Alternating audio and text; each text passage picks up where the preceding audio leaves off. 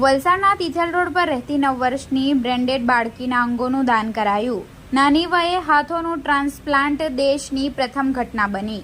તારીખ 19 સપ્ટેમ્બર ગુરુવારના રોજ 3 કલાકની મળતી માહિતી મુજબ વલસાડની 9 વર્ષીય રિયા બોબી મિસ્ત્રીએ હાથોનું મુંબઈની 15 વર્ષની નાની બાળકીને નાની વયે હાથોનું ટ્રાન્સપ્લાન્ટ ભારત દેશની પ્રથમ ઘટના બની છે।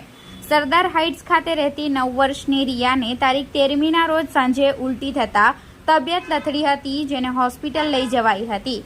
અન્ય હોસ્પિટલમાં લઈ જતા બ્રેઇન હેમરેજનું નિદાન થતાં સુરત લઈ જવામાં આવી હતી, જ્યાં તારીખ 16મીએ રિયાને ડોક્ટરોએ બ્રેઇન ડેડ જાહેર કરી હતી। રિયાના પાલક માતા ડોક્ટર ઉષાબેન મૈસુરી હતા।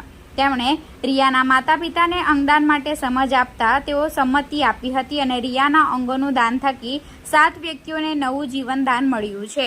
આટલી નાની વયની દીકરીના અંગોના દાન માટે એમના પરિવારને સલામ અને ધન્ય છે। આજરોજ સવારે સરદાર હાઇટ ખાતેથી અંતિમ યાત્રા નીકળી હતી, જેમાં પરિવાર સહિત મોટી સંખ્યામાં લોકો જોડાયા હતા। રિયાને અશ્રુભીની આંખે સલામી આપી વિદાય કરાઈ હતી। ઉમિયા સોશિયલ ટ્રસ્ટના અશોકભાઈએ અંગોનું મહત્વ સમજાવ્યું હતું। વધુમાં તેમણે જણાવ્યું કે 2 હાથ મુંબઈ ખાતે આપવામાં આવ્યા છે, 2 કિડની, જેમાંની 1 કિડની નવસારી ખાતે તેમજ બીજી અમદાવાદ, લીવર પણ અમદાવાદ અને 2 ચક્ષુદાન તેમજ ફેફસું હૈદરાબાદ મોકલવામાં આવ્યું છે।